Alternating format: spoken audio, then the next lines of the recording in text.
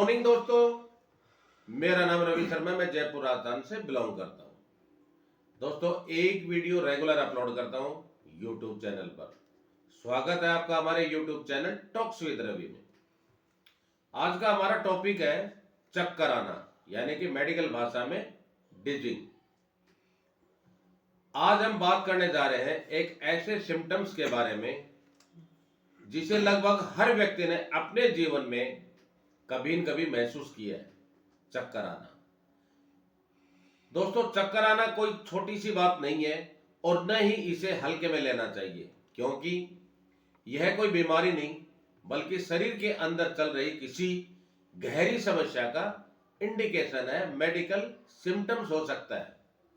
जब कोई व्यक्ति कहता है मेरा सिर घूम रहा है, मुझे सब कुछ गोल गोल घूमता हुआ नजर आ रहा है, अचानक आंखों के सामने अंधेरा छा गया, खड़े होते ही संतुलन बिगड़ जाना, तो मेडिकल साइंस में इन सभी स्थितियों को डिजीज के अंतर्गत रखा जाता है।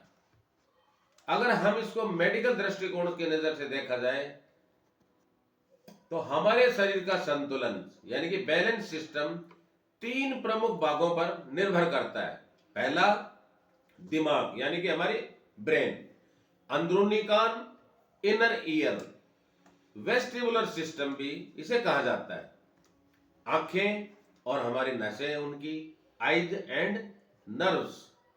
जब इन तीनों के बीच आपसी तालमेल बिगड़ जाता है तब दिमाग को यह समझ नहीं आता कि शरीर किस कंडीशन में है और वहीं से चक्कर आने की स्टार्टिंग होती है। क्यों जरूरी है हम आगे इस विषय को समझना? बहुत से लोग चक्कर आने को यह कहकर टाल देते हैं कि मेरे शरीर में गैस्ट्रिक होगी, मेरे शरीर के अंदर कमजोरी महसूस हो रही है, थकान की वजह से भी हो सकता है, गर्मी के कारण भी हो सकता है। लेकिन दोस्तों, हर चक्कर और गैस्ट्रिक या कमजोरी की वजह से नहीं होता। कई बार यह संकेत हो सकता है लो या हाई ब्लड प्रेशर का भी रीजन हो सकता है, हार्ट प्रॉब्लम के कारण भी हो सकता है, ब्रेन स्ट्रोक का कारण भी हो सकता है, इनर ईयर डिसऑर्डर का कारण भी हो सकता है, विटामिन B12 एंड या आयरन डिफिशियंसी का भी रीजन हो सकता है। इसलिए चक्कर आना मेडिकल साइंस में एक रेड अलर्ट सिम्टम्स भी माना जाता है। चक्कर आना क्या बीमारी है? इस सवाल का जवाब बहुत ध्यान से समझना पड़ेगा आपको।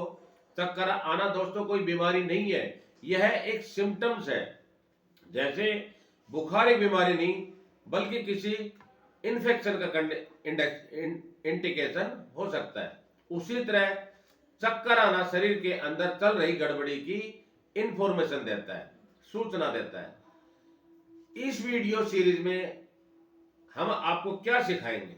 इस लंबे और ज्यादा वीडियो में हम जानेंगे कि चक्कर आना क्या होता है, मेडिकल डेफिनेशन के हिसाब से चक्कर आने के सभी प्रकार क्या क्या होते हैं, चक्कर आने के छोटे और बड़े क्या रीजन हो सकते हैं, किन चक्करों को हम नजरअंदाज करना खतरनाक हो सकता है, कौन से चक्कर जानलेवा हो सकते हैं, घरेलू देखभाल क्या हो सकती है, और सबसे जरूरी बात, कब तुरंत डॉक्टर के पास हमें जाना चाहिए।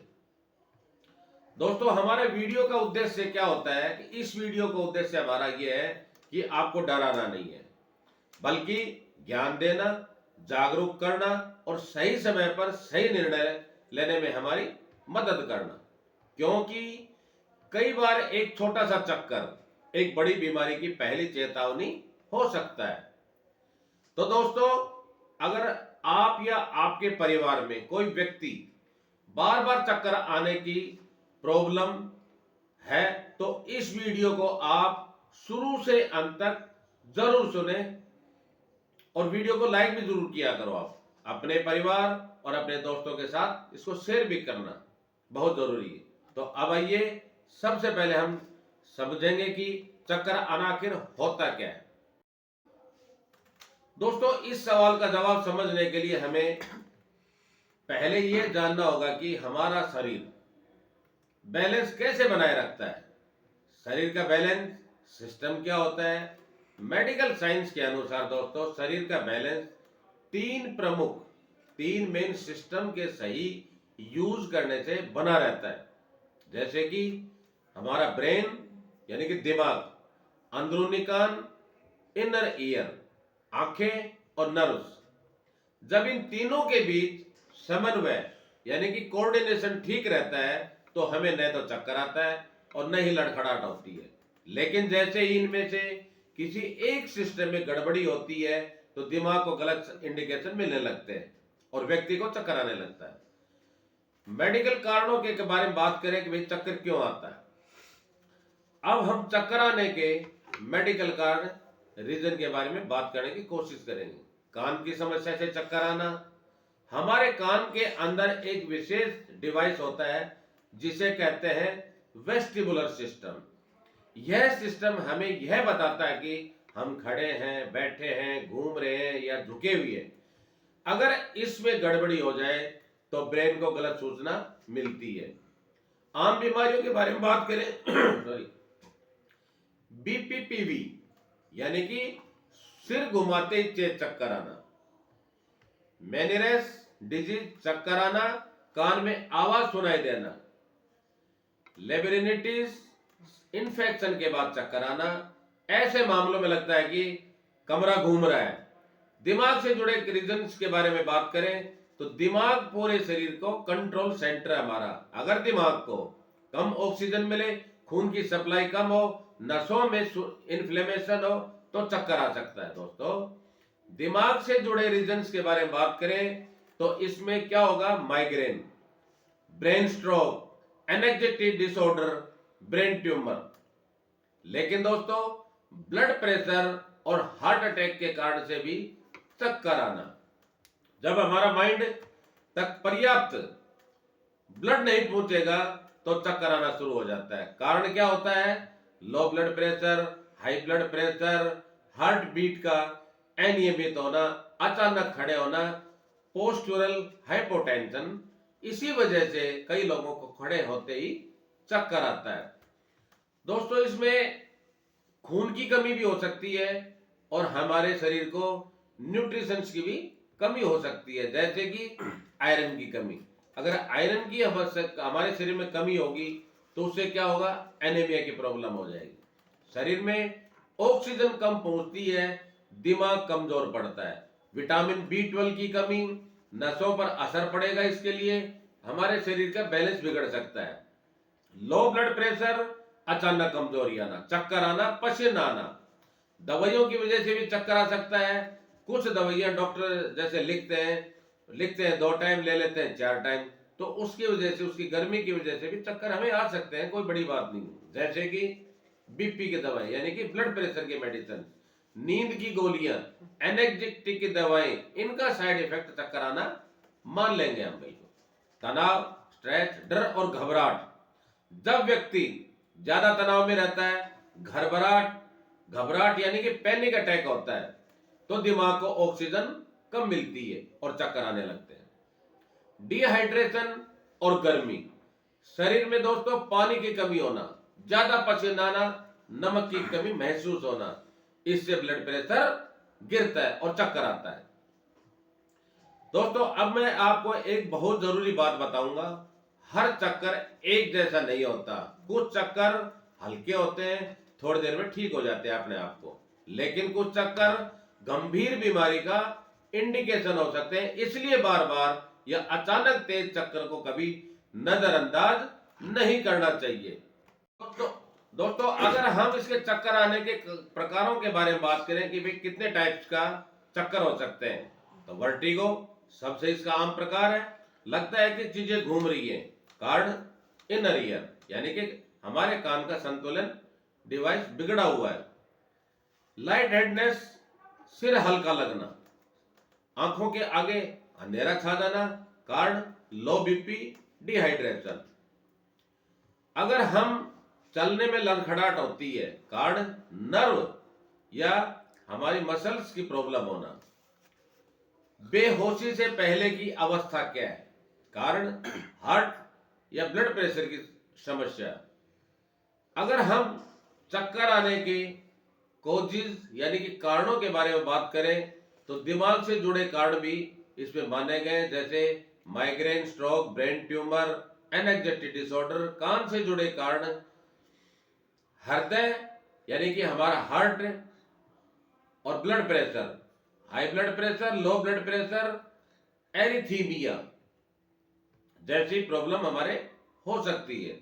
दवाओं के कारण भी हमारे कुछ दवाइयां मान लो साइड इफेक्ट के कारण ली जाती है और साइड इफेक्ट होता है तो उसके कारण भी चक्कर आ सकते हैं। इसके मेन सिम्टम्स के बारे में बात करें तो सिर घूमना, उल्टी आना, जी में तलना, आंखों का फड़कना, पसीना आना, धुंधला दिखना, बेहोशी होना। दोस्तों अगर हम इसके डायग्नोज के बारे में बात करें, भाई चक्कर आने की जांच हम कैसे करवाएं, तो इसका medical test, blood pressure test लेटकर भी हो सकता है, खड़े होकर भी हो सकता है। ब्लड टेस्ट करवाएं, सीबीसी करवा लें ताकि उसमें सभी टेस्ट की ब्लड टेस्ट रिपोर्ट पूरी आ जाए। एमआरआई भी करवा सकते हैं, सीटी स्कैन भी करवा सकते हैं, ईसीजी भी करवा सकते हैं, ऑडोमेट्री टेस्ट भी करवा सकते हैं। और इसमें अगर हम इसके ट्रीटमेंट के बारे में बात करें तो इसकी एलोपैथिक मेडिसिन भी इसमें दी जाती है टेस्ट के हिसाब से और पेशेंट की कंडीशन के हिसाब से। इसमें आईवी फ्लूइड भी लिया जा सकता है और हॉस्पिटल में इसमें हम एडमिट भी किया जा सकता है किसी सीरियस प्रॉब्लम के कारण। तो दोस्तों मैं इसके अंदर वेस्टीज कंपनी के फूड सप्लीमेंट के ऊपर कॉम्बिनेशन बनाने का काम करता हूं। फूड सप्लीमेंट अगर हमें हमारे खाने से पूर्ति नहीं होता है, क्योंकि इसलिए पूर्ति नहीं होता कि हमारे शरीर को डेली 60 मिनरल्स की जरूरत होती है, लेकिन वो हमारे भोजन से नहीं मिल पाता। तो इसी वजह से अगर हम न्यूट्रिशन वेस्टेज के 1-2 कैप्सूल डेली यूज करें तो हमारे शरीर को न्यूट्रिशन की पूर्ति हो जाएगी। तो दोस्तों आज के इस वीडियो में हमने चक्कर आना जैसे आम लेकिन सीरियस सिम्टम्स को मेडिकल कोर की दृष्टिकोण से समझने की कोशिश की है। हमने जाना कि चक्कर आना कोई बीमारी नहीं बल्कि शरीर की एक चेतावनी है। यह संकेत हो सकता है कान, दिमाग, दिल, खून या नसों से हमारी नर्वस सिस्टम से जुड़ी हुई समस्याएं होती है। हर चक्कर एक जैसा नहीं होता और हर चक्कर को नजरअंदाज करना खतरनाक दोस्तों हो सकता है। सबसे जरूरी बात बताऊं, अगर मैं इस वीडियो को एक लाइन में समेटूं तो यह है चक्कर को हल्के में लेना बीमारी को इनवाइट करना बिल्कुल उसके बराबर होता है। बार बार चक्कर आना यह बताता है कि शरीर के बैलेंस डिवाइस में कहीं न कहीं गड़बड़ी है। अगर चक्कर के साथ इनमें से कोई भी आपको सिम्टम्स दिखाई दे, जैसे कि बोलने में परेशानी होना, एक तरफ शरीर सुन्नापन या कमजोर होना, तेज सिर दर्द यानी कि हेडेक, सीने में दर्द, चेस्ट में पेन, बार बार बेहोशी होना, तो यह कंडीशन इमरजेंसी मेडिकल हो सकती है। ऐसे में आप मेरे से या अपने अच्छे करीबी डॉक्टर से संपर्क कर सकते हैं, हॉस्पिटल में कर सकते हैं, घर पे कर सकते हैं। दोस्तों क्या करें और क्या नहीं करें चक्कर आने पर? तुरंत बैठे या लेट जाएं, सिर को स्थिर रखें, पानी जरूर पिए, डॉक्टर की सलाह भी ले लें। हमें गलती न करें, खुद से दवा न लें, बार बार नजरअंदाज न करें, ड्राइविंग या मशीन चलाना न करें। डॉक्टर से हमें कब मिलना चाहिए? जब अगर आपको उस कंडीशन में चक्कर आ रहा है, बार बार आता है, लंबे समय तक रहता है, तो इसे साधारण कमजोरी समझकर न डालें, समय पर जांच करवाएं और इलाज से सबसे बड़ी बीमारियों को दोस्तों रोका जा सकता है। तो दोस्तों चैनल के अंदर मेरा मोबाइल नंबर और मेल आईडी दी हुई है। विशेषकर आप मेरे से खाली चक्कर आने का कारण के लिए भी नहीं बल्कि आप किसी भी बीमारी के उद्देश्य से, जैसे कि आपके लीवर की प्रॉब्लम है, सीरियस प्रॉब्लम है, हार्ट की प्रॉब्लम है, माइग्रेन की प्रॉब्लम है, टाइफाइड की प्रॉब्लम है, ऐसे बहुत सी अनगिनत बीमारियां हैं जिनकी वजह से आप मेरे से कांटेक्ट कर सकते हैं। हर बीमारी का इलाज मैं फूड सप्लीमेंट के जरिए करता हूं, क्योंकि ये फूड सप्लीमेंट है, न कोई एलोपैथिक मेडिसिन है। अगर आपको ये वीडियो मेरी उपयोगी लगी हो तो वीडियो को दोस्तों लाइक करें, अपने परिवार और दोस्तों के साथ शेयर करें, चैनल को सब्सक्राइब करना न भूलें, ताकि ऐसी विश्वसनीय मेडिकल जानकारी आप तक लगातार पहुंचती रहे। तब तक के लिए आप दोस्तों स्वस्थ रहें, सुरक्षित रहें, खुश रहें। Thank you, wish you well.